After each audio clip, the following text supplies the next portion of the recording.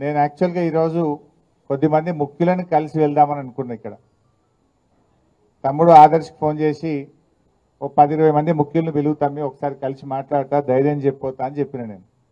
కానీ ఇక్కడ చూస్తూ ఉంటే చాలా ఉత్సాహంగా ఇంత పెద్ద ఎత్తున కార్యకర్తలు వచ్చిందంటే మేమంతా కేసీఆర్ వెంట ఉంటాం, పార్టీ వెంట ఉంటామని చెప్పి ఇంత పెద్ద ఎత్తున వచ్చినటువంటి పార్టీ నాయకులందరికీ నేను శిరస్సు వంచి నమస్కారం తెలియజేస్తా ఉన్నా.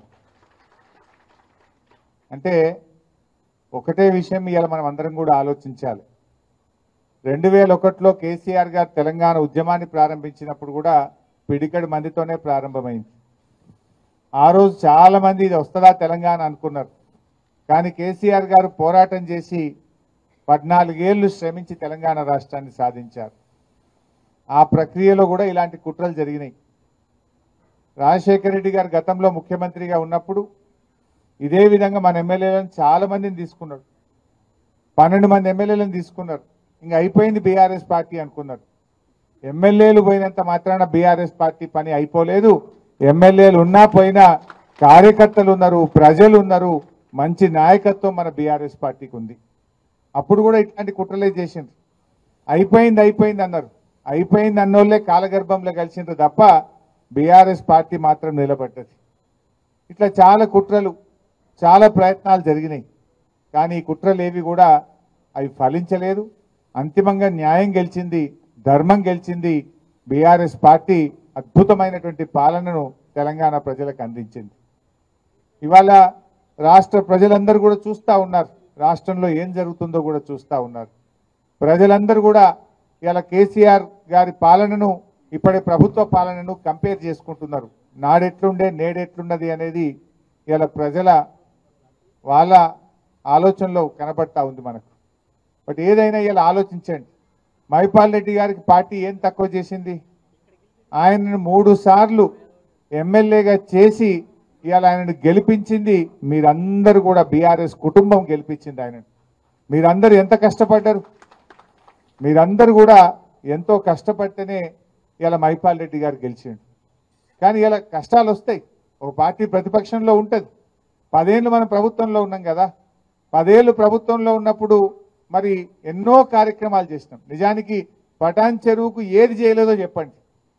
ఏది అడిగితే అది పటాన్ చెరువుకు అడగడమే తడువుగా జీవోలు తెచ్చిచ్చినాం. పటాన్ చెరువుకు కొత్త మండలాలు కానీ, మన మున్సిపాలిటీలు కానీ, త్రాగునీరు కానీ, రహదారులు కానీ, అండర్ గ్రౌండ్ డ్రైనేజ్ కానీ, మార్కెట్లు కానీ, స్టేడియంలు కానీ, కాలేజీలు కానీ ఎన్నో రకాలుగా పటాన్ చెరువుకు నిధుల వరద ఒక ప్రవాహంలాగా అందించాం.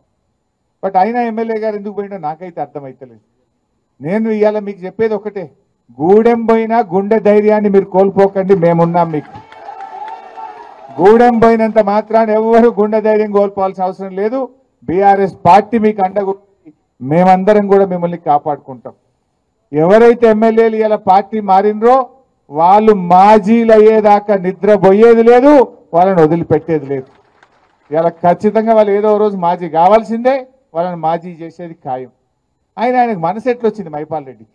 అరే నేను 3 సార్లు ఎమ్మెల్యేగా టికెట్ ఇచ్చి నిన్ను గెలిపించి ఇంత గౌరవిస్తే పార్టీ మారడానికి మైపాల్ రెడ్డికి మనసు ఎట్లొచ్చిందని నేను అడుగుతా ఉన్నా. ఇది న్యాయమా అని నేను అడుగుతా ఉన్నా. ఇది నీకు తగునా అని నేను అడుగుతా ఉన్నా. ఒక తల్లిలాగా పార్టీ నిన్ను దగ్గర తీసుకున్నది.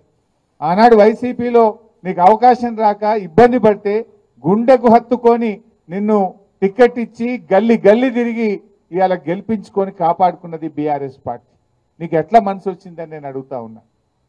అయినా వ్యక్తులు కాదు ముఖ్యం, పార్టీకి సిద్ధాంతం ముఖ్యం, కార్యకర్తలు ముఖ్యం, మీలాంటి నాయకులు ముఖ్యం. మీకు ఏ ఆపద వచ్చినా, అర్ధరాత్రి ఆపద వచ్చినా నేను మీకు అండగా ఉంటా, ప్రభాకర్ అన్న మీకు అండగా ఉంటాడు. మనకు సీనియర్ నాయకులు మన గౌరవనీయులు భూపాలన్న కానీ, గౌరవనీయులు సత్యన్న కానీ, చాలా శంకరన్న కానీ ఎంతో అనుభవం ఉన్న నాయకులు మనకు ఉన్నారు. వీళ్ళందరూ కూడా మీకు నిలబడతారు. నేను కూడా ఎంత దూరం, నాకు సిద్దిపేట దూరం, పటాన్ చెరువు దగ్గర. నాకు పిలిస్తే అర్ధగంటలు రాగలితే ఇక్కడికి, చాలా దగ్గరగా ఉంటాం. సో అందువల్ల పార్టీని పూర్తి స్థాయిలో రీబిల్డ్ చేసుకుందాం. మళ్ళీ మంచిగా కష్టపడే కార్యకర్తలకు మంచి నాయకత్వాన్ని మీ పటాన్చెరు నియోజకవర్గానికి అందిస్తాం. రాత్రింబవళ్ళు కష్టపడి తిరిగి పటాన్చెరు మీద మళ్ళీ మన ఎమ్మెల్యే గులాబీ జెండా ఎమ్మెల్యేను గెలిచేదాకా కూడా అందరం కలిసి పనిచేద్దాం. ఇవాళ మీరు ఒకటే ఆలోచించండి. రేవంత్ రెడ్డి గారు ఆనాడు ఏమన్నాడు? ఎమ్మెల్యేలు పార్టీలు మారితే రాళ్లతో కొట్టండి అన్నాడు. ఇవాళ ఆయనే పోయి కండువాలు కప్పుతుండు ఇళ్ళకి పోయి. నువ్వేం మాట్లాడినా నువ్వేం చేస్తున్నావు ఇవాళ ప్రజలు గమనిస్తూ ఉన్నారు. ఇవాళ రుణమాఫీ విషయంలో కూడా ఏం చేసిండ్రు? కోతలు పెట్టే కార్యక్రమం చేసిండ్రు. నిన్న జీవోలనేమో రేషన్ కార్డు ఆధారంగానే రుణమాఫీ చేస్తాము అని జీవోలో ఇచ్చింది. అంటే రేషన్ కార్డు ఆధారంగా కుటుంబాన్ని గుర్తిస్తాం, కుటుంబానికి ఒక రుణమాఫీ చేస్తాము అని చెప్పి జీవోలో ఇచ్చింది. ప్రజల్లో వ్యతిరేకత వస్తే మాటల్లో ఏం చెప్తున్నారు? లేదు లేదు రేషన్ కార్డు అవసరం లేదు, పాస్బుక్ ఆధారంగా చూస్తామని మాటలు చెప్తున్నారు. మాటలు నడవయి కదా, నీ జీవో మార్చు. ఇలా బ్యాంక్ అధికారులు కానీ వ్యవసాయ శాఖ అధికారులు జీవోను ఫాలో అవుతారు తప్ప నీ నోటి మాటలు ఫాలో గారు. జీవోలనేమో రేషన్ కార్డు ఆధారంగా అన్నావు, నోటి మాటలేమో లేలే పాస్బుక్ ఆధారంగా అంటున్నావు. ఇప్పుడు అప్పిచ్చేటప్పుడు నీ రేషన్ కార్డు ఉందా లేదా అని అడగలే, పాస్బుక్ ఉందా లేదా అని చూసి అప్పిచ్చింది. ఆ పాస్బుక్ ఆధారంగా రుణమాఫీ జరగాలి. నీ జీవోలో ఉన్నటువంటి జీవోను మార్చండి. జీవోను మార్చి రేషన్ కార్డుతో కుటుంబంతో సంబంధం లేదు, పాస్బుక్ ఆధారంగా రుణమాఫీ చేస్తామని మీ నోటి మాటగా చెప్పిన మాటలు మార్చిన కొత్త జీవోలో వచ్చినప్పుడే మీరు నిజంగా రైతులకు మేలు చేసినట్టు, నిజంగా మీరు చెప్పిన మాటలు నిజమైనట్టు.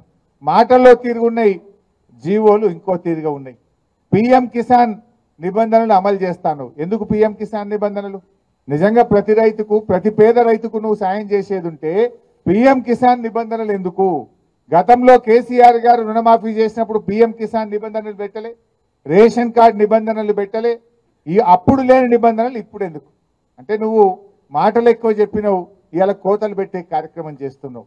ఇవాళ రైతులకు మోసం చేస్తూ ఉన్నారు. ఆ రోజు ఏం చెప్పిండ్రు? వడ్లకు బోనస్ అన్నాడు. కాగితం జీవో వచ్చే వరకు సన్నాలకే బోనస్ అంటుండు. అంటే రూపాయిలో 10 పైసలే సన్నాలు ఉంటాయి, 90 పైసలు దొడ్డు రకం వడ్లే ఉంటాయి. అంటే 90% రైతులకు నువ్వు బోనస్ ఎగ్గొట్టినావు. ఇవాళ రుణమాఫీలో కూడా పిఎం కిసాన్ నిబంధనలు పెట్టి, రేషన్ కార్డు నిబంధనలు పెట్టి సగం మంది రైతులను ఎగ్గొట్టేటువంటి ప్రయత్నం చేస్తూ ఉన్నావు. ఇవాళ ప్రజలకు కూడా అర్థమవుతుంది, వీళ్ళు అన్ని అబద్ధాలు చెప్పిండ్రు, మాయ మాటలు చెప్పిండ్రు, మోసపూరిత మాటలు చెప్పిండ్రు అనే విషయాన్ని ప్రజలు కూడా గమనిస్తూ ఉన్నారు. వాళ్ళ ఆచరణలో పూర్తిగా ఫెయిల్ అయిపోతూ ఉన్నారు. తప్పకుండా భవిష్యత్తు మనదే ఉంటుంది. 600 రాబోయే రోజుల్లో మళ్ళీ ఈ రాష్ట్రంలో అధికారంలోకి వచ్చేది ఖచ్చితంగా బీఆర్ఎస్ ప్రభుత్వమే అధికారంలోకి వస్తుంది. ఇవాళ ఏ కార్యకర్తలు అయితే కష్టపడుతున్నారో, ఏ కార్యకర్తలు అయితే నిజాయితీగా పార్టీతో ఉన్నారో మీ అందరినీ కంటికి రెప్పలాగా కాపాడుకుంటాం. మీ అందరికీ మంచి గౌరవం దొరికే విధంగా నేను బాధ్యత తీసుకుంటా ఈ పటాన్చెరు నియోజకవర్గంలో మనవి చేస్తా ఉన్నా. మీరు ధైర్యంగా ఉండండి.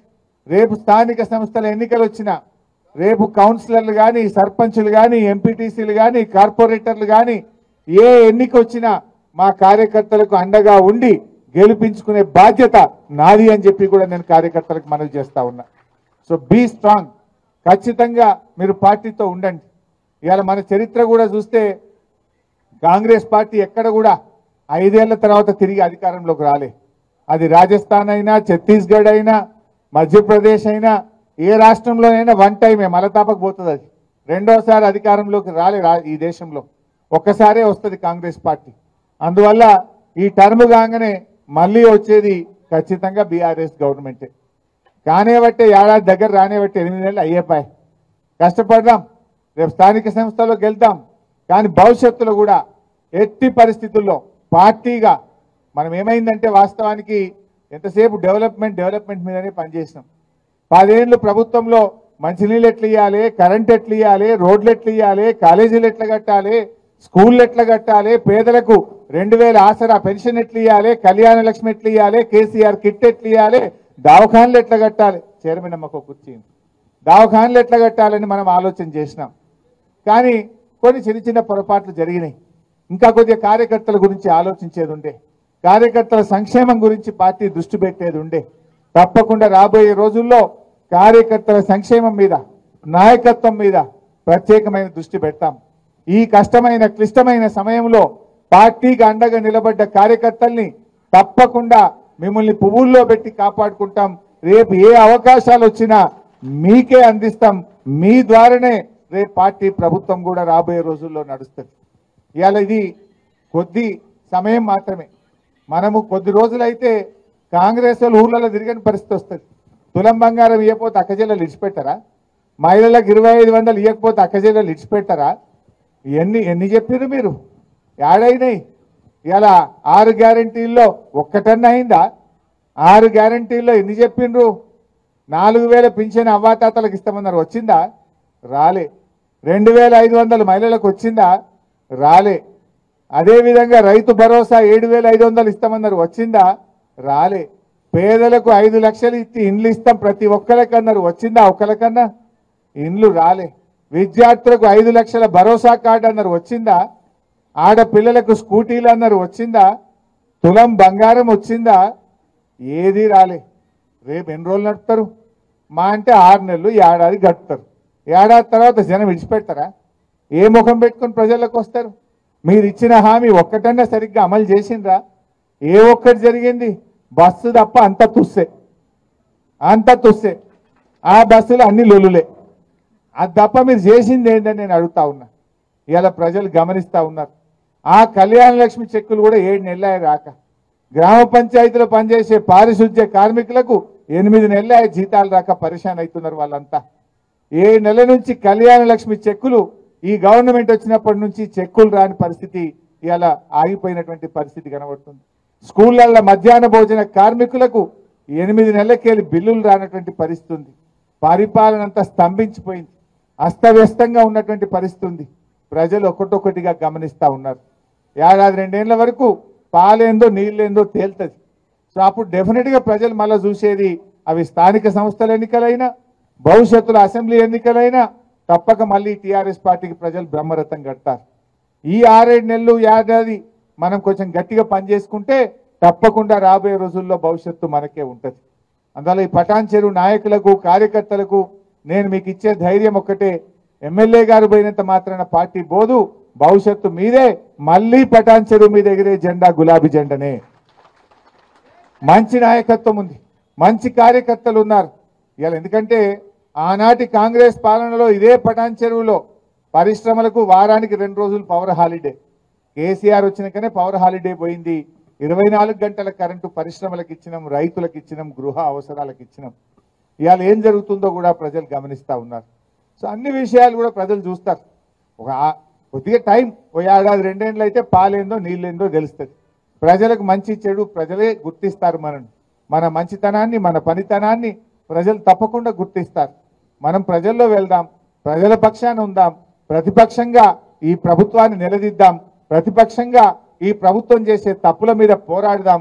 రేపు రాబోయే అసెంబ్లీ సమావేశాల్లో కూడా బ్రహ్మాండంగా గట్టిగా మేము పోరాటం చేస్తాం. ఎమ్మెల్యేలు ఎవరైతే పార్టీ మారినరో దీని మీద సుప్రీంకోర్టుకు కూడా పోతున్నాం. త్వరలోనే సుప్రీంకోర్టుకి వెళ్ళి ఆర్డర్ తెస్తాం.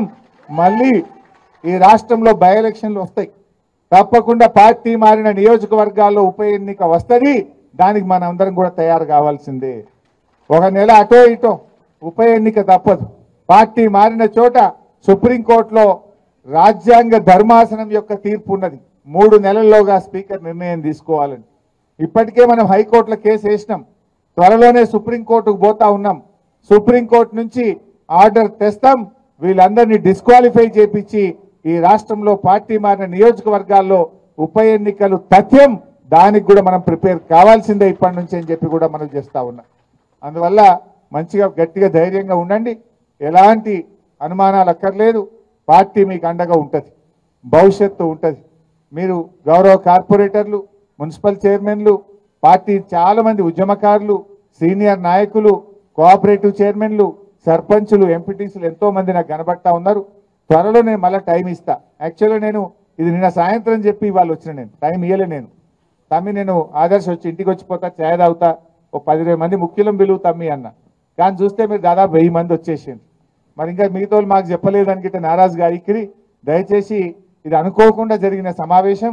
మళ్ళీ మనం ఒక వారం 10 రోజుల్లో మంచి ఒక హాల్ తీసుకొని విస్తృత స్థాయి కార్యకర్తల సమావేశం స్వచ్ఛందంగా వచ్చింది. ఇదంతా స్వచ్ఛందంగా మీకు మీరుగానే నేను వస్తున్నాను తెలిసి వచ్చిందట. మనం మళ్ళీ తొందరలోనే ఒక కార్యకర్తల మీటింగ్ పెట్టుకొని అందరికి కూడా ఇన్ఫార్మ్ చేద్దాం. దయచేసి రానోళ్ళు ఎవరు కూడా మాకు చెప్పలేదని అనుకోవద్దు. మమ్మల్ని ఇది అనుకోకుండా మండల్ వైజ్ కలవాలి వచ్చిన వాళ్ళు నన్ను మా తమ్ముడు అంటుండు. కలుద్దాం, మీటింగ్ కూడా పెడదాం. అయితే నేనేమంటున్నా అంటే ఏదైనా మిస్కమ్యూనికేషన్ కాక అయ్యో అన్న వచ్చిండు మాకు చెప్పలేదని గిట్ట అనుకున్నారు. నేను ఒట్టి ఛాయ్ తాగనీకి వచ్చిన వాస్తవానికి ఇక్కడ కలిసిపోదాం 5-10 మంది ముఖ్యులతో ధైర్యం చెప్పిపోదామని వచ్చినా చూస్తేనేమో మీరే నాకు ధైర్యం చెప్తున్నారు. ఇక్కడ మీరే అంతమంది కనబడుతున్నారు నాకు చూస్తుంటే. సో డోంట్ వరీ, మళ్ళీ తొందరలోనే మంచి మీటింగ్ కూడా పెట్టుకొని మనం అందరి కార్యకర్తలను కూడా కలుద్దాం, ముందుకు పోదాం. జై తెలంగాణ.